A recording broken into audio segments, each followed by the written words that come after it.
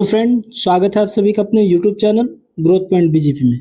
दोस्तों 12 तक हम लोगों ने कंप्लीट कर लिया था और आइए आज के इस पार्ट में अध्याय 13, 14 और 15 इन 3 चैप्टर को कंप्लीट करेंगे। तो हमारा चैप्टर क्या है? लाइट।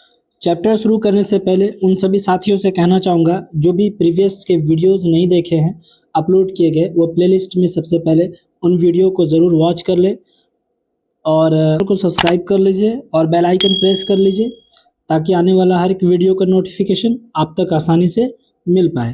तो चलिए देखते हैं हमारा चैप्टर क्या कह रहा है प्रकाश के बारे में। फ्रेंड्स, सबसे पहले हम इन चैप्टर के समरी को देखेंगे, फिर उसके बाद इनके जो है क्वेश्चंस आंसर पे आएंगे जो एनसीईआरटी के बुक से है। तो आइए देखते हैं चैप्टर क्या कह रहा है प्रकाश के बारे में। पहला पॉइंट है प्रकाश, ठीक है। तो इनके पॉइंट क्या दिए गए हैं कि प्रकाश एक विद्युत चुंबकीय तरंग है।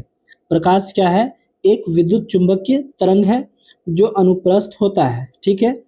और प्रकाश का पथ जो है वो लगभग क्या होता है? सीधा होता है।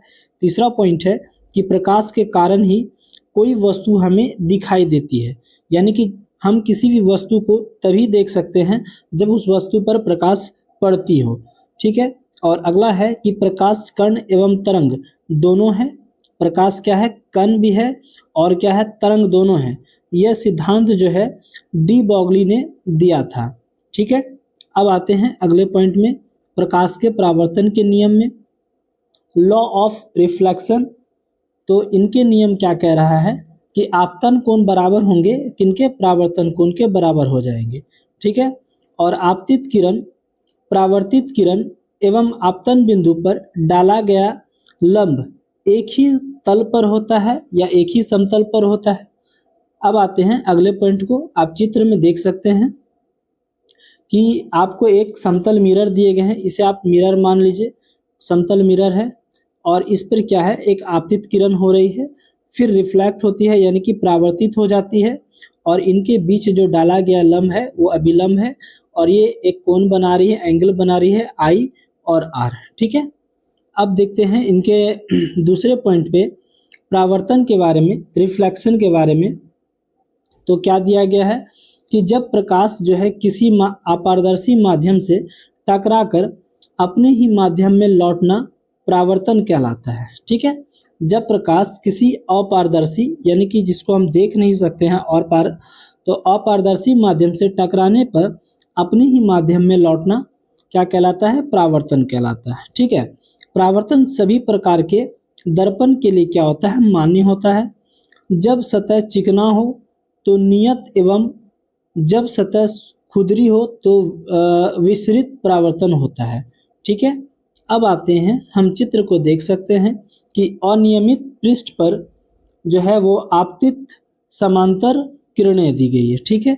ये आपका क्या है? अनियमित पृष्ठ दिए गए हैं, इनमें जो है समांतर किरणें आ रही हैं, आप देख सकते हैं चित्र में। अब आते हैं दूसरे चित्र को, देखिए कि अनियमित पृष्ठ से परावर्तित किरणें, जब इन्हीं पृष्ठ पर किरण जो पड़ती है तो किस तरीके से परावर्तित होती है? देखिए इस तरीके से परावर्तित हो रही है, तो टेढ़ी मेढ़ी इधर उधर भाग जा रही है, ठीक है। अब आते हैं अगले पॉइंट में। तो अगला पॉइंट क्या दिया गया है?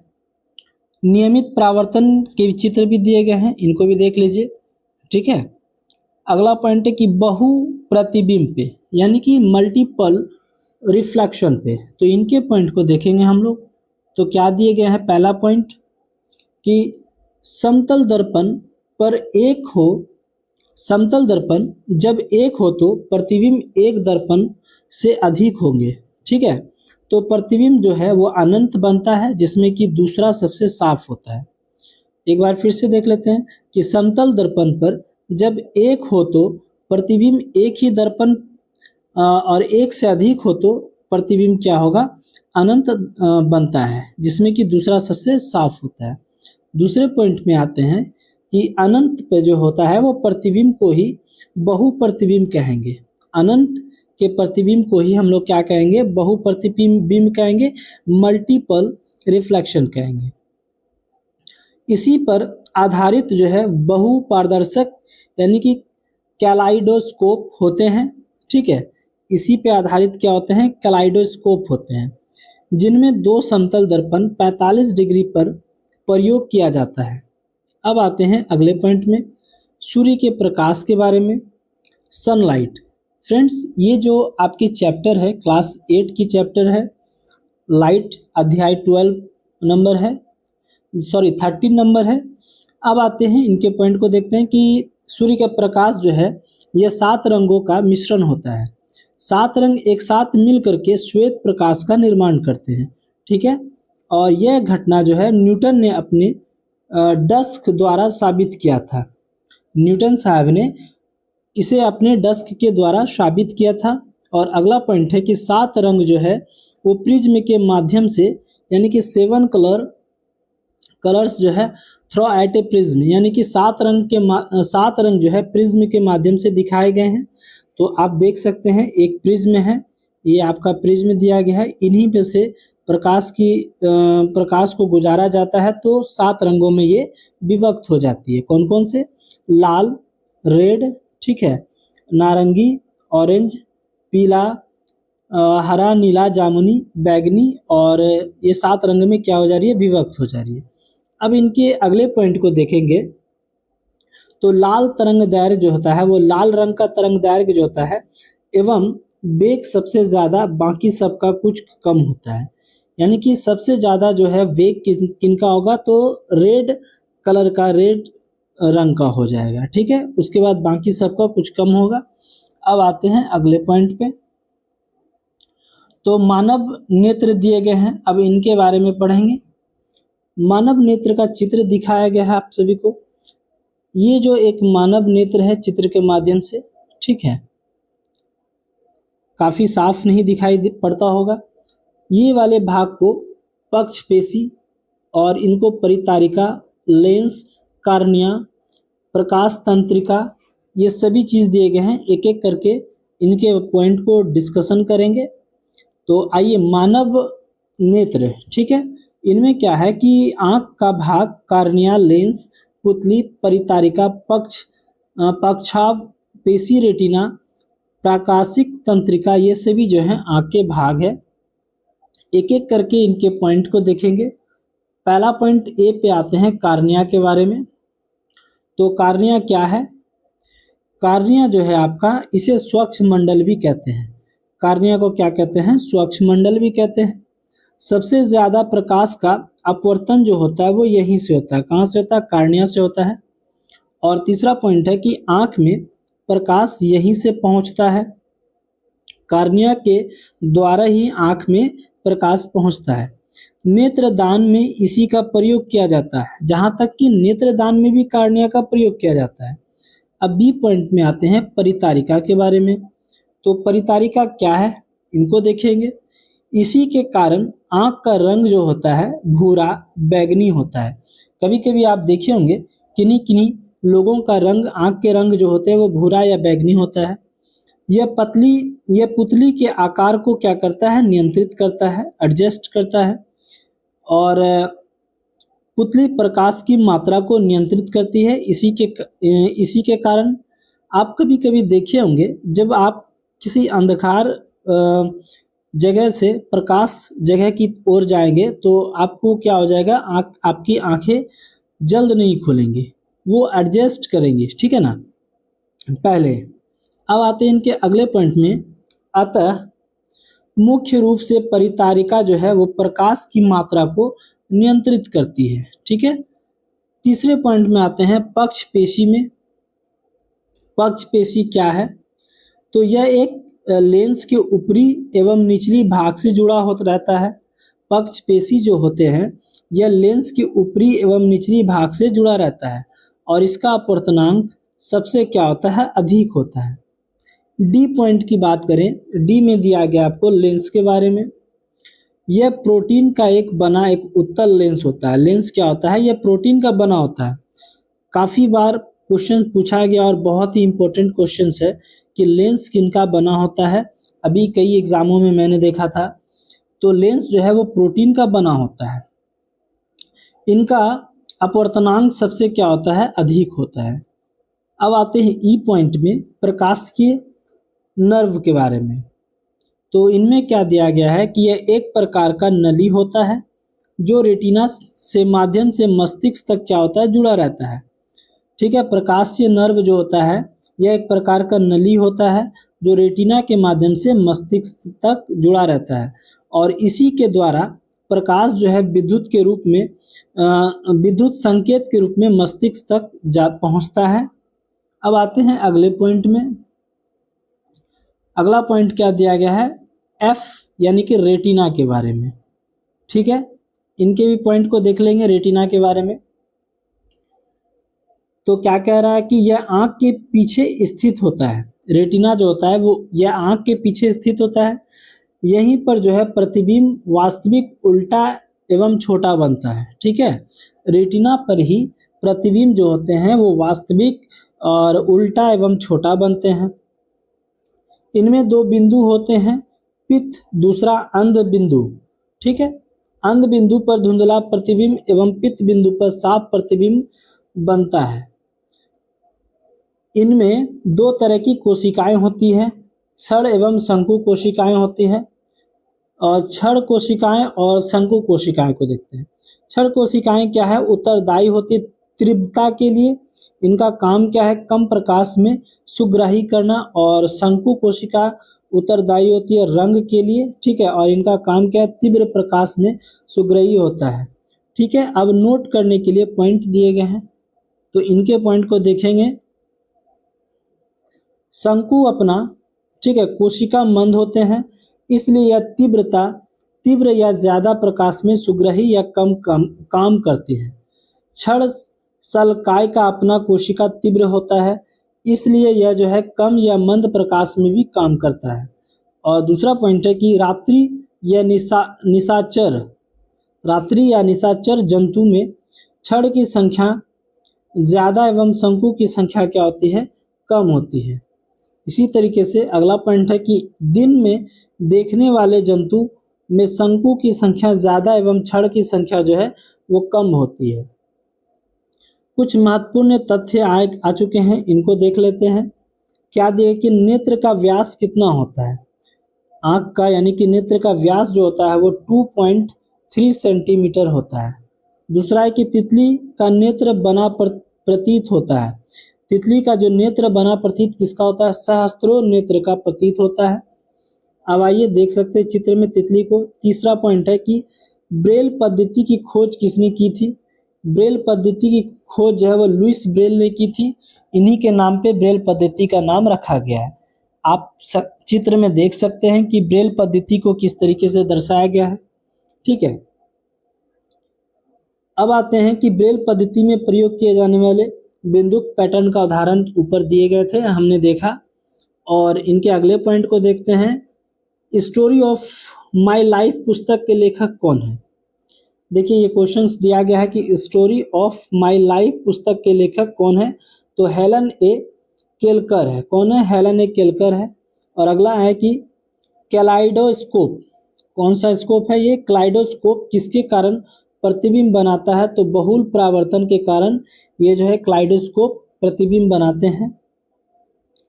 एस्क समतल के सामने 1 मीटर की दूरी पर खड़ा एक व्यक्ति अपने प्रतिबिंब से डैश मीटर की दूरी दिखाई देगा। तो कितने मीटर की दूरी दिखाई देगा, सेम 1 मीटर की दूरी पर ही दिखाई देगा। यदि किसी समतल दर्पण के सामने खड़े होकर आप अपने दाएं हाथ से अपने डैश कान को छुएं तो दर्पण में ऐसा लगेगा कि आपका दायां कान डैश हाथ जो है छुआ गया है। तो क्या हो जाएगा यहाँ पे, तो क्या हो जाएगा यहाँ पे, आपका दायां कान जो है वो बायां हाथ से छुआ गया है। अब आते हैं अगले पॉइंट पे। तो अगला पॉइंट क्या दिया गया इनका, कि जब आप मंद प्रकाश में देखते हैं तो आपकी पुतली का साइज क्या हो जाता है, बढ़ जाता है। आपकी पुतली का साइज बढ़ जाता है। ठीक है, अब यहाँ से क्वेश्चंस की ओर आते हैं। तो पहला प्रश्न क्या दिया गया हमें, नेत्र का वह भाग जो इसमें प्रवेश करने वाले प्रकाश को नियंत्रित करता है उसे कहते हैं। तो जो प्रकाश को नियंत्रित करता है उसको हम लोग आइरिस कहते हैं, परितारिका भी कहते हैं। ऑप्शन नंबर ए हो जाएगा इसका करेक्ट आंसर। सेकंड नंबर प्रश्न पे आते हैं हम, किसी अदीप्त वस्तु को देख सकते हैं जब प्रकाश, हम किसी अदीप्त वस्तु को देख सकते हैं जब प्रकाश जो है वस्तु से हमारी आंखों की ओर परावर्तित होगा। तो correct answer option number B हो जाएगा 4 ऑप्शंस में। तीसरा क्वेश्चन दिया गया है कि चित्र में दर्शाए गए अनुसार S1, S2 और S3 ये 3 चित्र दिया गया है। तो क्या कह रहा है कि S1, S2 और S3 पर जो है प्रकाश पृष्ठ जो गिर रहा है, ठीक है।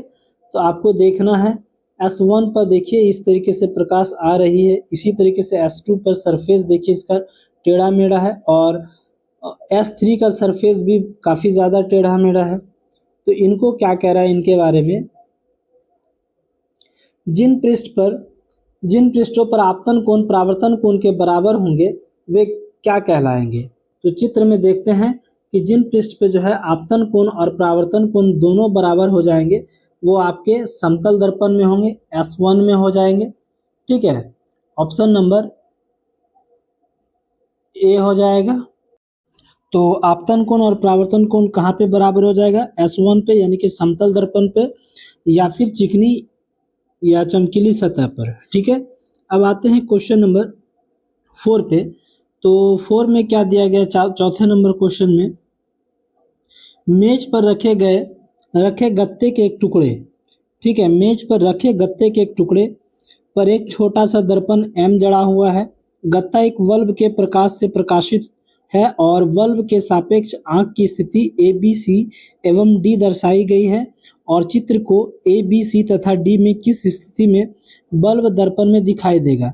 तो 4 चित्र दिए गए हैं, तो किस चित्र में बल्ब जो है दर्पण से दिखाई देगा, तो ये समतल दर्पण से दिखाई देगा यानी कि चित्र नंबर ए से दिखाई देगा, बी, सी और डी किससे दिखाई देगा, तो किससे दिखाई देगा, चित्र नंबर ए से दिखाई देगा। ऑप्शन नंबर ए इनका करेक्ट आंसर होगा। देख लेते हैं ए में। अब आते हैं अगले प्रश्न पे, क्वेश्चन नंबर 5 में। तो 5 भी इसी तरीके से लेंथी क्वेश्चन है कि गत्ते के किसी टुकड़े में एक छोटा छिद्र पी किया हुआ है और छिद्र को चित्र में दिखलाए गए अनुसार एक टॉर्च द्वारा प्रकाशित किया गया है और छिद्र से निकलने वाली प्रकाश की किरण जो है किसी दर्पण पर गिरती है। तो किस दर्पण पर गिरेगी, ये हमारे जो है वो आप चित्र को देख सकते हैं। तो किस दर्पण पे गिरेगी, ये प्रकाश एक समतल दर्पण है और समतल दर्पण से जो है प्रकाश जब पड़ेगी 90 डिग्री तो किस दर्पण पे गिरेगी, ए पे गिरेगी, यानी कि करेक्ट आंसर ऑप्शन नंबर क्या हो जाएगा, तो क्या हो जाएगा इनका correct answer, option number A हो जाएगा। आँख को किस बिंदु पर रखें कि जिससे सुराग को देखा जा सके, तो ए पर रखेंगे। अब आते हैं अगले प्रश्न पे, क्वेश्चन नंबर 6 में। क्वेश्चन नंबर 6 को देखेंगे तो 6 नंबर क्वेश्चन क्या कह रहा है कि चित्र में दिखाए गए अनुसार, क्या दिखाया गया आपको चित्र में कि दर्पण ए एवं बी को दूसरे लंबवत रखे गए हैं। तो दर्पण ए प्रकाश की कोई किरण 25 डिग्री के कोण से आपतित होती है जो कि परावर्तन के पश्चात दर्पण बी पर आपतित होती है और इस कारण परावर्तन कोण होगा। तो 4 ऑप्शंस दिए गए, तो इसके कारण जो है परावर्तन कोण क्या हो जाएगा, इनका परावर्तन कोण जो है वो 65 डिग्री हो जाएगा, 65 degree. Correct answer option number C होगा। अब आते हैं क्वेश्चन नंबर 7 पे। तो क्या कह रहा है कि मानव नेत्र की तंत्रिका कोशिकाओं और शालाकाओं तथा शंकुओं के विषय में निम्नलिखित में से कौन से कथन जो है सही है। तो इनके कथन आपके जो है शंकु तीव्र प्रकाश के लिए सुग्राही होते हैं, ये कथन सही है। Correct answer option number B हो जाएगा। अब आते हैं क्वेश्चन नंबर 8 पे। तो क्या दिया गया कि मानव नेत्र के चित्र का अध्ययन कीजिए और चित्र में कार्निया को नामांकित किया गया है। तो किसमें कार्निया को नामांकित किया गया उनको बताना है आपको। तो कार्निया जो है आपके देखिए बाहरी वाले भाग को कहते हैं, यानी कि C number option number correct हो जाएगा सी। अब आते हैं अगले प्रश्न पे 9 नंबर में। तो क्या कह रहा है कि आपतन कोण परावर्तन कोण बराबर होते हैं। क्वेश्चन नंबर 9 क्या कह रहा है कि आपतन कोण परावर्तन कोण के बराबर होते हैं। तो कब बराबर होते हैं आपतन कोण परावर्तन कोण, सदैव बराबर होते हैं, ठीक है। अब आते हैं कि समतल दर्पण द्वारा बनाया गया प्रतिबिंब क्या होगा। क्वेश्चन नंबर 10 की बात करें कि समतल दर्पण के द्वारा बनाया गया प्रतिबिंब क्या होता है। तो समतल दर्पण के द्वारा बनाया गया प्रतिबिंब जो है आभासी दर्पण के पीछे तथा बिंदु के साइज के आकार को का correct answer option number B हो जाएगा। इसी तरीके से 11 नंबर क्वेश्चंस को देखेंगे। यदि परावर्तित किरण आपतित किरण से 90 डिग्री का कोण वाला हो तो आपतन कोण का मान कितना हो जाएगा? तो आपतन कोण का मान 45 डिग्री हो जाएगा, इसका आधा हो जाएगा। अब आते हैं 11-12 नंबर क्वेश्चन में कि यदि दो समांतर समतल दर्पण एक दूसरे से 40 सेंटीमीटर के अंतराल पर रखे हो तो इनके बीच रखी एक मोमबत्ती कितना प्रतिबिंब बनेगा? तो इनके बीच मोमबत्ती का प्रतिबिंब जो है वो अनंत बनेगा। ठीक है, समतल दर्पण और एक दूसरे से 40 सेंटीमीटर के अंतराल पर रखी हो तो इनके बीच का प्रतिबिंब कितना बनेगा? तो अनंत बनेगा। अब आते हैं 13 नंबर क्वेश्चन में। 13 नंबर में क्या कह रहा है कि दो दर्पण एक दूसरे के लंबवत रखे गए हैं। प्रकाश की एक किरण एक दर्पण पर 30 डिग्री के कोण पर आपतित होती है, जैसा कि चित्र में देख सकते हैं। प्रकाश की किरण जो है एक दर्पण पे 30 डिग्री कोण पर आपतित होती है और दूसरे दर्पण से परावर्तित होने वाले परावर्तित किरण कितनी हो जाएंगी? क्योंकि हम जानते हैं तो ये जो आपतित किरण जब पड़ेंगी इन पे तो परावर्तित किरण कितनी हो जाएगी इसकी, तो चित्र में देख सकते हैं। तो इनकी जो कोण हो जाएगी वो आपकी 60 डिग्री हो जाएगी परावर्तित किरण। Correct answer option number B हो जाएगा। अब आते हैं अगले प्रश्न पे। तो फ्रेंड्स आज का चैप्टर जो है अध्याय नंबर 13 यही समाप्त होता है। नेक्स्ट अब देखते हैं अध्याय नंबर 14 क्या कह रहा है कि इनके चैप्टर का नाम है सिंथेटिक फाइबर एंड प्लास्टिक, यानी कि संश्लेषित रेशा और प्लास्टिक। ये हमारा चैप्टर का नाम है। दोस्तों चैप्टर शुरू करने से पहले आप सभी से कहना चाहता हूँ, एजुकेशन वीडियो है ये, आप सभी को अगर अच्छा लग रहा है या फिर अपने दोस्तों तक शेयर करना चाहते हैं तो ज़रूर इनको शेयर करें। और आप जो है इनको जो नए आए हैं इस चैनल को ज़रूर सब्सक्राइब कर लें, बेल आइकन प्रेस कर दें ताकि हमें यहाँ मोटिवेशन मिलती है दोस्तों। तो चलिए शुरू करते हैं अपने पॉइंट की ओर। तो हमारा पॉइंट क्या कह रहा है कि पोशाक जिन्हें हम पहनते हैं कपड़े से निर्मित होते हैं। कपड़े प्राकृतिक अथवा कृत्रिम रेशों के प्राप्त रेशों से बनाया जाता है। कपड़ा जो है वो कृत्रिम स्रोतों से प्राप्त रेशों से बनाए जाते हैं और रेशों का उपयोग विविध प्रकार की अनेक घरेलू वस्तुओं के निर्माण में भी किया जाता है। ठीक है, अब आते हैं इनके अगले पॉइंट को। तो रेशों के बारे में जानेंगे। पिछले वीडियोस में हम लोगों ने रेशों के बारे में भी पढ़ा था कुछ पॉइंट्स। अब देखते हैं यहाँ पे क्या कह रहा है कि रेशा के बारे में दो तरह के होते हैं, एक नेचुरल है और एक आर्टिफिशियल है। प्राकृतिक रेशा और कृत्रिम रेशा। तो प्राकृतिक रेशा जो है हमें स्रोत कहाँ से होते हैं? वो जंतु और पौधे से प्राप्त होते हैं। और कृत्रिम रेशा जो है वो मानव से निर्मित होता है। अब आते हैं इनके अगले पॉइंट में कि प्राकृतिक रेशा के बारे में क्या कह रहा है कि नेचुरल फाइबर वह रेशा जो जंतु एवं पौधे से प्राप्त होता हो उन्हें हम लोग क्या कहते हैं?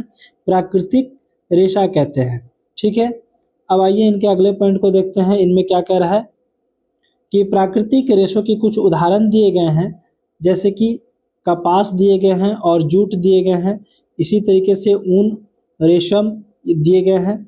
अब आते हैं अगले पॉइंट पे कि संश्लेषित रेशा अथवा कृत्रिम रेशा, सिंथेटिक और आर्टिफिशियल फाइबर के बारे में। यह जो है रेशा मानव के द्वारा निर्मित होते हैं।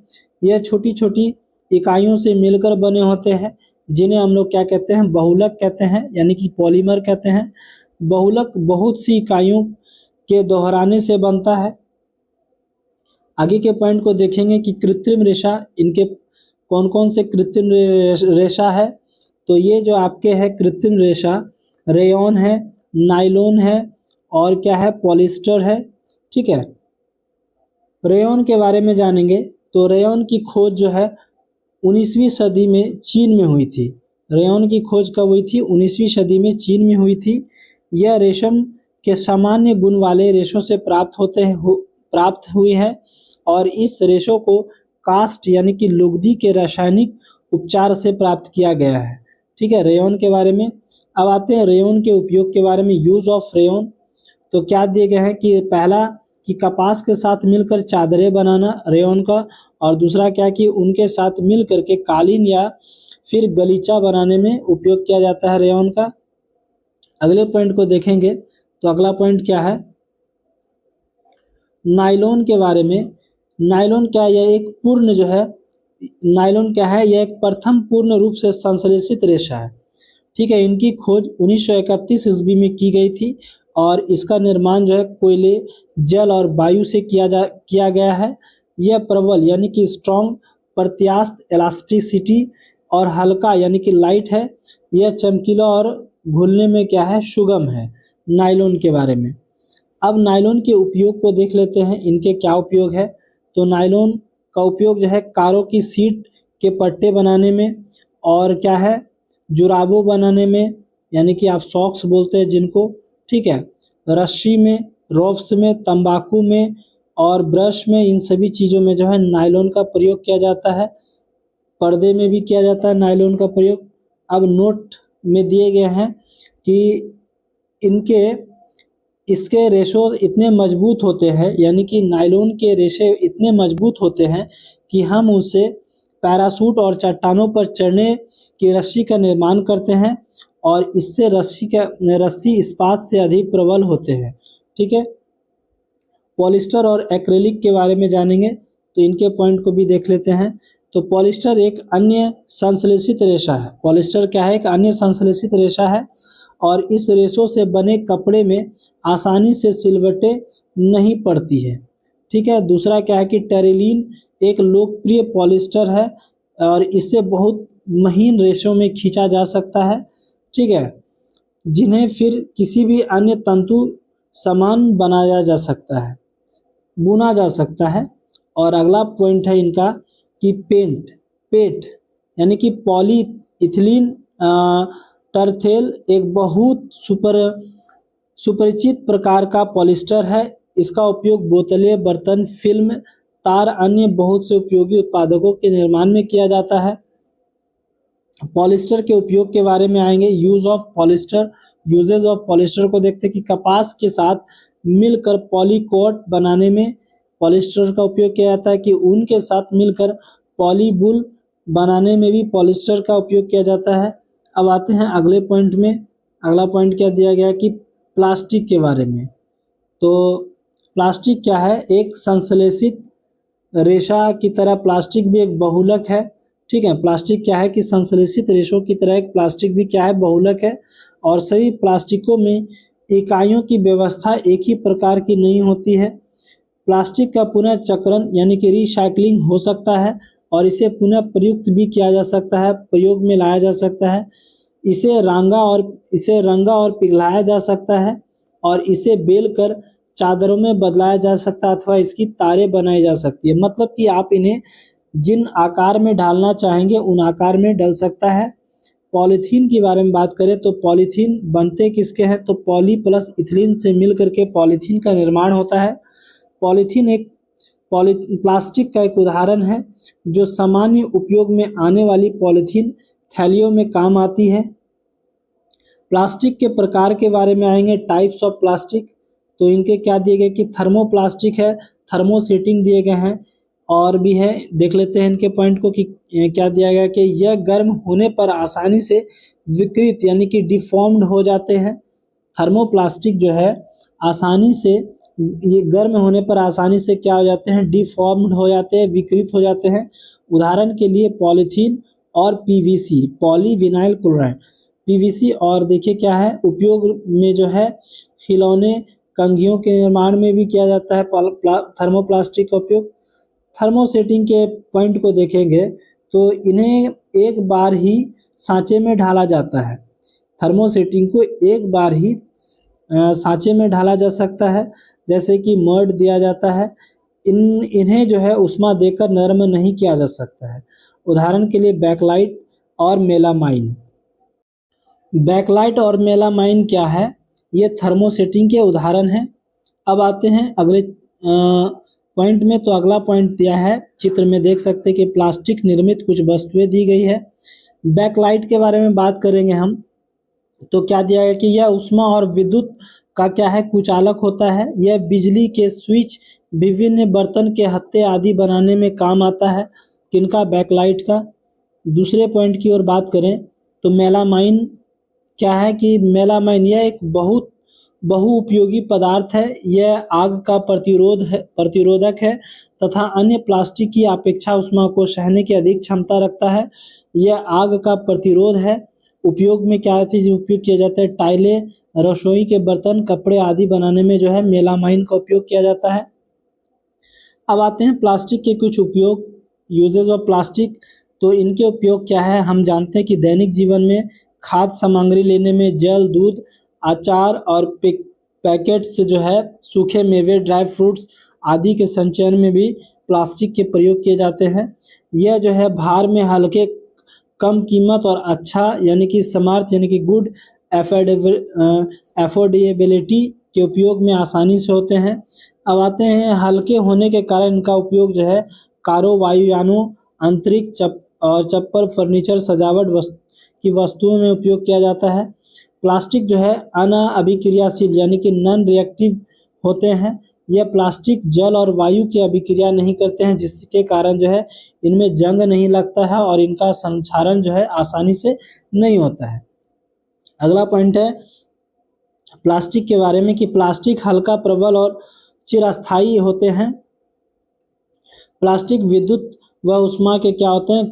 कुचालक होते हैं। अब आते हैं अग्निशह प्लास्टिक, फायर प्रूफ प्लास्टिक के बारे में। तो इनके क्या पॉइंट दिए गए हैं फायर प्रूफ प्लास्टिक के बारे में?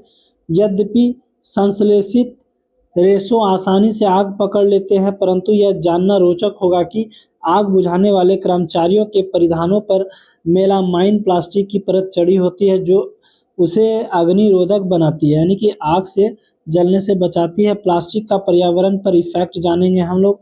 तो प्लास्टिक का निरस्तर एक प्रधान समस्या है, यानी कि बड़ी समस्या। यह एक कारण है कि हमारे घरों में प्लास्टिक का कचरा इकट्ठा होता रहता है और वह पदार्थ जो प्राकृतिक प्रक्रिया जैसे कि जीवाणु की क्रिया द्वारा अपघटित हो जाता है, जैव निम्नीकरण यानी कि नॉन बायोडिग्रेडेबल कहलाता है।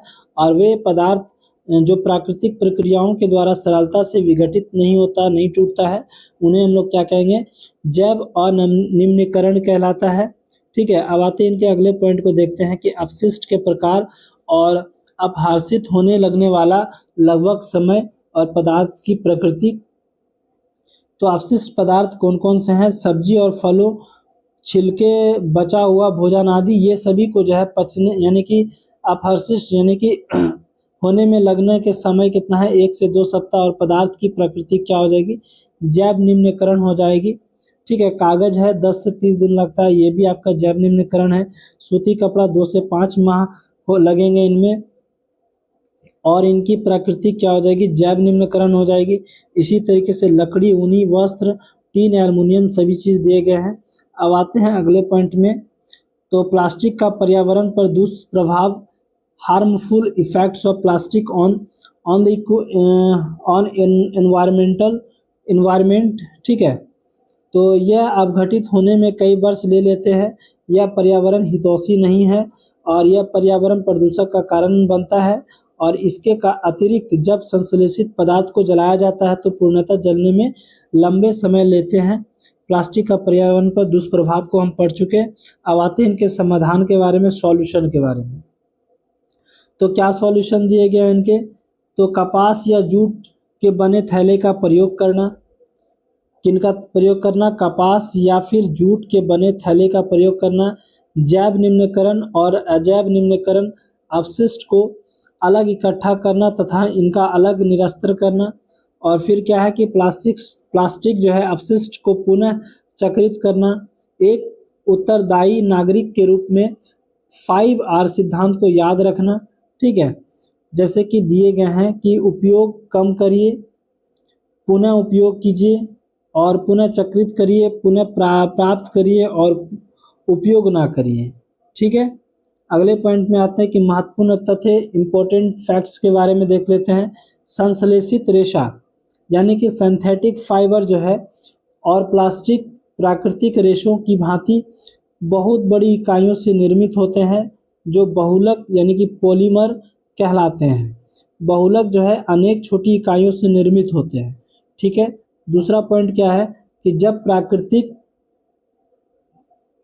जब जो है प्राकृतिक रेशों पौधों और पशुओं से प्राप्त होते हैं तो संश्लेषित रेशों पेट्रो रसायनों के रासायनिक प्रक्रम से प्राप्त होते हैं। प्राकृतिक रेशों की भांति इन रेशों पर भी कपड़ों के रूप में बुना जा सकता है। ठीक है, और अगला पॉइंट है संश्लेषित रेशों का उपयोग। तो क्या दिया गया कि संश्लेषित रेशों का उपयोग जो है घरेलू वस्तुओं जैसे कि रस्से, बाल्टियां, फर्नीचर, पात्र आदि से लेकर के वायुयानों, जलयानों, अंतरिक्ष यानों, स्वास्थ्य सेवा आदि उच्च विशिष्ट यानी कि हाई स्पेसिफिकेशन वाले उपयोग में किया जाता है। और अगला पॉइंट है कि संश्लेषित रेशों के बृहत निर्माण हेतु उपयोग में लाए गए रसायनों के प्रकार के आधार पर उन्हें रेयॉन, नायलॉन, पॉलिस्टर और एक्रेलिक नाम दिए गए हैं। अब अगला आता है कि भिन्न प्रकार के रेशों अपनी प्रबलता, जल आउचन क्षमता यानी कि वाटर एब्जॉर्प्शन कैपेसिटर, दहन, प्राकृतिक मूल्य, चिरास्तित्व आदि गुणों में परस्पर भिन्न हो रखते हैं। और आज प्लास्टिक के बिना जीवन की कल्पना ही नहीं की जा सकती है, चाहे घर हो या फिर बाहर, प्लास्टिक सभी ओर है। ठीक है, अब आते हैं अगले पॉइंट पे इनके। तो इम्पोर्टेंट फैक्ट्स है, जो इन फैक्ट्स को पढ़ेंगे। प्लास्टिक के द्वारा जो है अपशिष्ट पर्यावरण हितैषी नहीं जलने पर ये विषैली गैसें उत्पन्न करते हैं। भूमि पर डाल देने से इन्हें नष्ट होने के में कई वर्ष जो है लग जाते हैं। ऐसी इनकी जैव निम्नीकरण यानी कि नॉन बायोडिग्रेडेबल के प्रकृति के कारण होता है। हमें आवश्यकता है कि संश्लेषित रेशों और प्लास्टिक का उपयोग जो है इसी प्रकार करें कि हमें अच्छे गुणों का आनंद ले सके और साथ ही साथ सजीव समुदाय और पर्यावरण संकट को न्यूनतम नुकसान पहुंच सके। अब आते हैं एनसीईआरटी वाले प्रश्न पे। तो पहला प्रश्न को देखेंगे। तो पहला प्रश्न क्या है, निम्नलिखित में से संश्लेषित रेशा कौन है? तो संश्लेषित रेशा जो है वो नायलॉन है। 4 ऑप्शंस में ऑप्शन नंबर बी हो जाएगा इसका करेक्ट आंसर। नायलॉन संश्लेषित रेशा है। दूसरा नंबर प्रश्न क्या कह रहा है कि निम्नलिखित में से कौन सा जो है रेयॉन का एक स्रोत है? तो रेयॉन के स्रोत क्या है? कास्ट लुगदी है, करेक्ट आंसर सी होगा। तीसरा नंबर देखते हैं। तो तीसरा नंबर प्रश्न कह रहा है कि पॉलीकोट बनाने के लिए मिश्रित किए जाते हैं। तो पॉलीकोट बनाने के लिए क्या मिश्रित किए जाते हैं? उनमें जो है पॉलिस्टर और कपास जो है मिलाए जाते हैं पॉलीकोट बनाने के लिए। अब आते हैं अगले प्रश्न में, निम्नलिखित में से थर्मोसेटिंग प्लास्टिक का चयन कीजिए। तो थर्मोसेटिंग प्लास्टिक का चयन करना हमें। निम्नलिखित में से थर्मोसेटिंग या प्लास्टिक का चयन करें तो मेलामाइन है थर्मोसेटिंग प्लास्टिक का एग्जाम्पल। 5 नंबर क्वेश्चन की बात करें तो रेशम के समान दिखने वाला पदार्थ क्या कहलाता है? तो रेशम के समान दिखने वाला पदार्थ रेयॉन कहलाता है। ठीक है, अब आते हैं क्वेश्चन नंबर 6 में।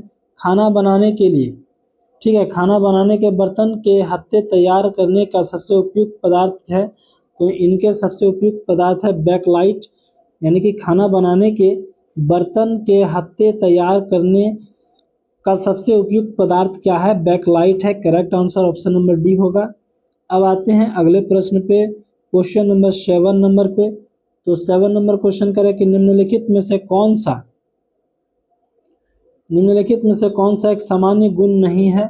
तो इनके सामान्य गुण क्या नहीं है कि अक्रियाशील, नन में हल्का, भार में हल्का होना, अधिक चलने वाला, विद्युत का अच्छा चालक। ये जो है प्लास्टिक का सामान्य गुण नहीं है कि विद्युत का अच्छा चालक है। ये करेक्ट आंसर डी हो जाएगा। कॉलम 1 और कॉलम 2 इन दोनों को मिलाना है और मिलान करने के बाद आपको बताना है। तो इनको मिलान करना है। पहला क्या दिया हुआ है? कॉलम 1 और कॉलम बी में क्या दिया कि नायलॉन। तो नायलॉन रेशो से प्राप्त होते हैं। पीवीसी, बी का क्या दिया है? पीवीसी थर्मोप्लास्टिक हो जाएगा। ठीक है, और बैकलाइट थर्मोसेटिंग प्लास्टिक हो जाएंगे। तो इनका करेक्ट आंसर क्या हो जाएगा? 1 का 3rd हो जाएगा, 2 का 1 हो जाएगा और 3 का 2 हो जाएगा, यानी कि ऑप्शन नंबर करेक्ट हो जाएगा ऑप्शन नंबर बी। ठीक है, अब आते हैं अगले प्रश्न पे, क्वेश्चन नंबर 9 पे। तो क्या कह रहा है कि निम्नलिखित में से कौन सा संश्लेषित पदार्थ का समूह है? तो 4 ऑप्शंस दिए गए हैं, कौन सा संश्लेषित पदार्थ के समूह है? तो पीवीसी, पॉलीथीन, बैकलाइट जो है संश्लेषित पदार्थ के समूह है, correct answer option number C होगा।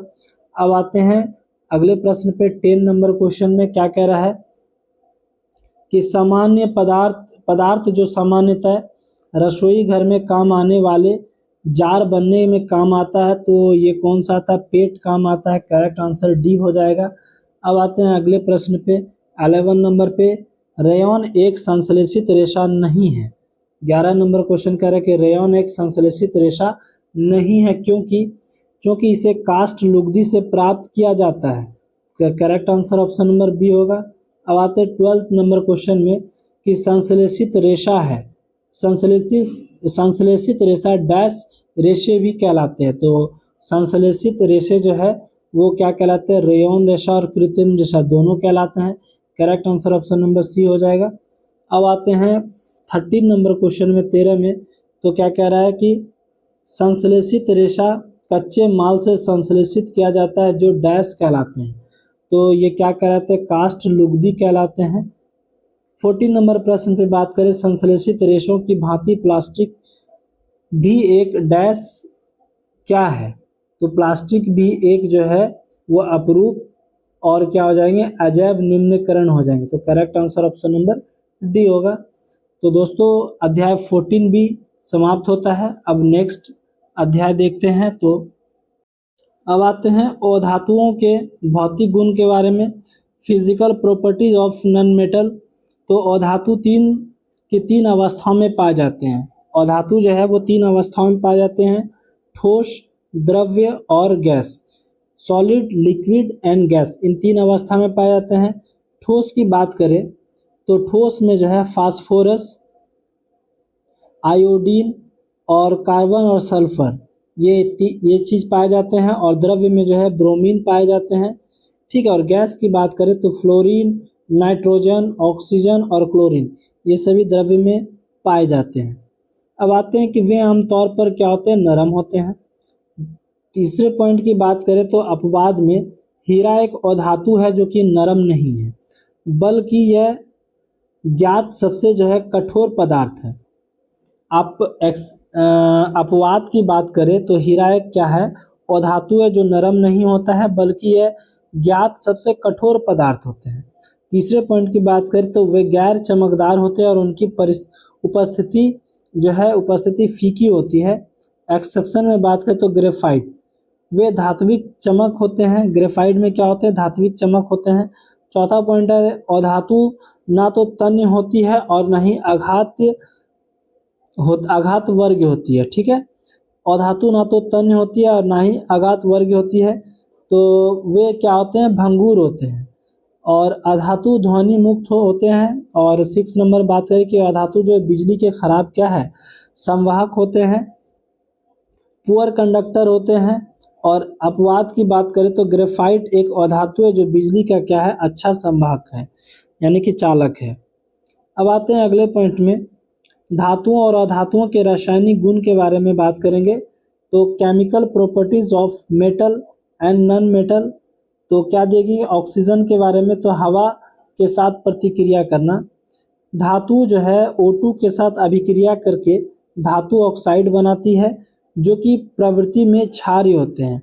और जब धातु ऑक्साइड पानी के साथ अभिक्रिया करते हैं तो वे क्षार बनाते हैं, जो लाल लिटमस को नीला कर देता है।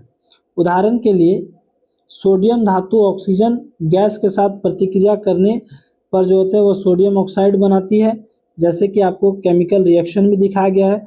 Na सोडियम दिया गया प्लस ऑक्सीजन के साथ रिएक्शन करने पर Na2O बनाता है, सोडियम ऑक्साइड बनाते हैं। अब आते हैं अगले पॉइंट में कि सोडियम और पोटेशियम जैसी धातु ऑक्सीजन के साथ जोरदार प्रतिक्रिया करती है और खुले में रखने पर आग पकड़ लेती है, इसलिए इन्हें मिट्टी के तेल में रखा जाता है। और अधातु ऑक्सीजन के साथ प्रतिक्रिया करके अधातु ऑक्साइड बनाती है, जो प्राकृतिक में जो है अम्लीय होते हैं, एसिडिक होते हैं। उदाहरण के लिए कार्बन एक अधातु है जो कि O2 गैस के साथ प्रतिक्रिया करके कार्बन डाइऑक्साइड गैस बनाती है और एक अम्लीय ऑक्साइड है। ठीक है। यानी कि कार्बन प्लस ऑक्सीजन मिला तो क्या बना? कार्बन डाइऑक्साइड बना। अब आगे के पॉइंट को देखते हैं। तो आगे का पॉइंट क्या है कि पानी के साथ प्रतिक्रिया करना।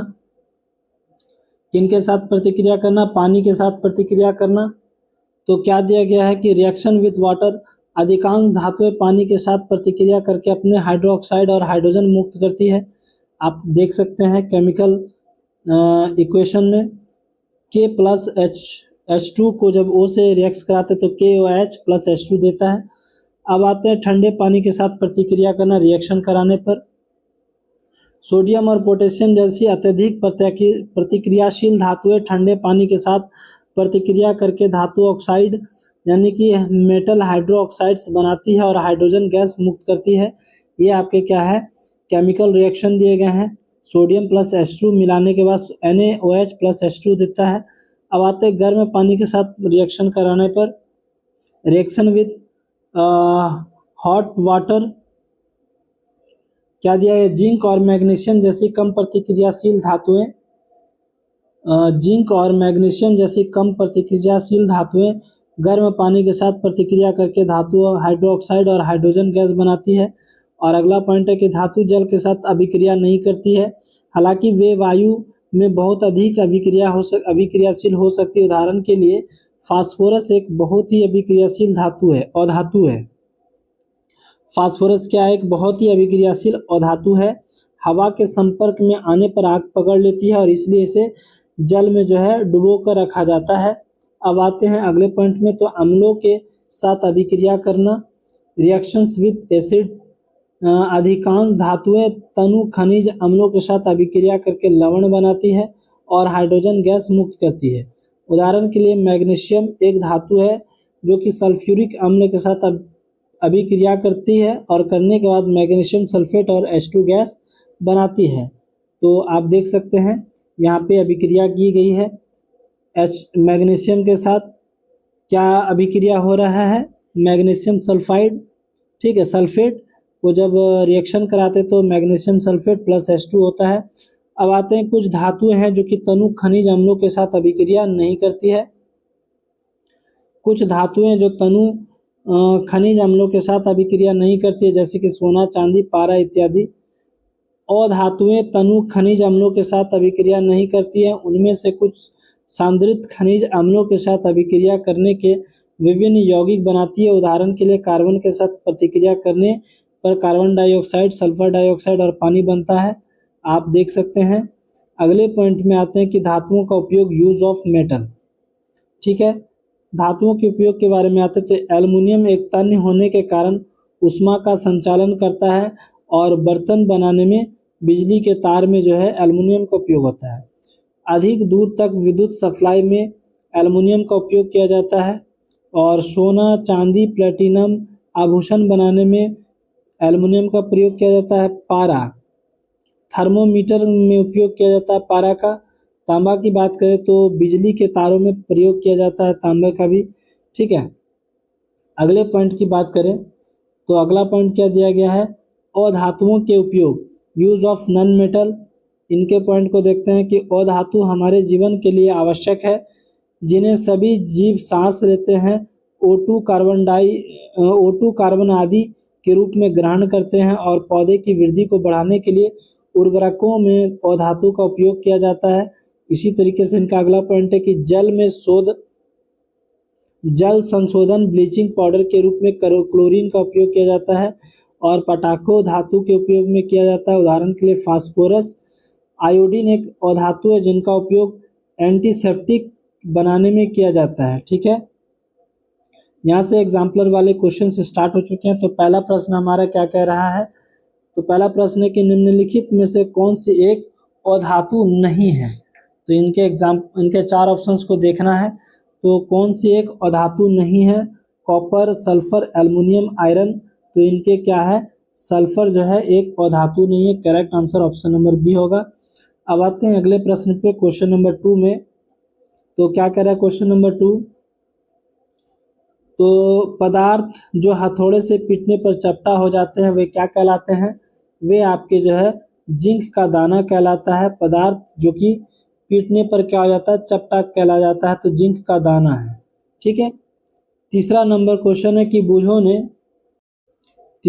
है कि बूझों ने सीखा कि अधातु हथौड़े से पीटने पर सामान्यतः टूट कर चूर हो जाते हैं। निम्नलिखित में से कौन सी एक अधातु है। तो इनके एग्जाम्पल्स कौन सी हो, एक अधातु है तो कोयले का टुकड़ा जो है करेक्ट आंसर हो जाएगा ऑप्शन नंबर डी।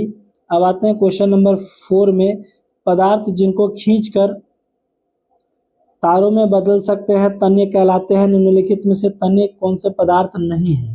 तो 4 ऑप्शंस दिए गए हैं, इनमें से कौन से तन्य पदार्थ नहीं है, तो सल्फर जो है आपके तन्य पदार्थ नहीं है, ऑप्शन नंबर सी इनका करेक्ट आंसर हो जाएगा। चांदी है, तांबा है, एल्युमिनियम है, ये सभी तन्य पदार्थ हैं, इनको पीट करके चौड़ा किया जा सकता है, पर सल्फर को नहीं किया जा सकता है। धातु सामान्यतः कठोर होती है, निम्नलिखित में से कौन सी धातु अपवाद है और आसानी से चाकू से काटी जा सकती है। तो कौन सी धातु आसानी से चाकू से काटी जा सकती है, सोडियम, और ये क्या है, अपवाद है, correct answer option number B होगा। 6 नंबर बात करें तो कह रहा है कि धातु सामान्यतः ठोस होती है, निम्नलिखित में से कौन सी धातु कमरे के ताप पर द्रव्य अवस्था में होती है। तो कौन सी हो जाएंगी, पारा जो हो जाएगा कमरे के अवस्था में, कमरे के ताप पर द्रव्य अवस्था में रहेंगे, मरकरी, ऑप्शन नंबर ए हो जाएगा। अब आते हैं 7 नंबर प्रश्न पे कि धातुएं सामान्यतः तनु अम्लों से अभिक्रिया करके हाइड्रोजन गैस उत्पन्न करती है, ठीक है। निम्नलिखित में से कौन सी धातु हाइड्रोक्लोरिक अम्ल से अभिक्रिया नहीं करती है।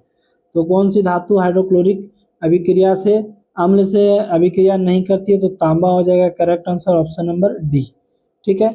अब आते हैं 8 नंबर प्रश्न पे, निम्नलिखित में से किसकी ठंडे जल से तीव्र अभिक्रिया होती है। तो किसकी ठंडे जल से तीव्र अभिक्रिया हो जाएगी, तो सोडियम से हो जाएगी, correct answer option number B. अब आते हैं 9 नंबर क्वेश्चन में कि वो क्या कह रहा है कि धातु जो तनु हाइड्रोक्लोरिक अम्ल के अलावा सोडियम हाइड्रोक्साइड विलियम के साथ अभिक्रिया करके हाइड्रोजन गैस बनाती है, तो वो क्या कहलाती है, तो वह आपकी एल्युमिनियम कहलाएगी, correct answer option number C होगा। 10 नंबर प्रश्न की बात करें तो निम्नलिखित में से कौन सी अधातु वायु में खुला रखने पर अभिक्रिया करती है और आग पकड़ लेती है।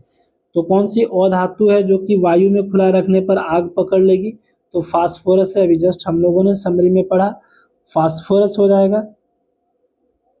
सामान्यतः 11 नंबर देखते हैं, सामान्यतः धात्विक ऑक्साइड क्षारीय और अधात्विक ऑक्साइड अम्ल प्रकृति के होते हैं, निम्नलिखित में से किस ऑक्साइड का जलीय विलयन नीले लिटमस का रंग को क्या कर देता है, लाल कर देता है। तो कौन सा कर देता है, लाल, तो इनके हो जाएंगे correct answer sulphur dioxide, correct answer option number क्या हो जाएगा, ए हो जाएगा। अब आते हैं अगले प्रश्न पे 12 नंबर क्वेश्चन को, कॉपर को विद्युत चालन तारों के रूप में प्रयोग किया जाता है। कॉपर को विद्युत चालन तारों के रूप में प्रयोग में लाने के लिए कौन सा गुण उत्तरदायी नहीं है। तो इनके जो है वो रंग जो है उत्तरदायी ने, रंग कोई मैटर नहीं करता है आपके विद्युत चालन के तारों के रूप में उपयोग करने में। अब आते हैं 13 नंबर प्रश्न पे, तो क्या कह रहा है कि 13 नंबर, निम्नलिखित में से किसको पीट कर पतली चादरों में परिवर्तित किया जा सकता है।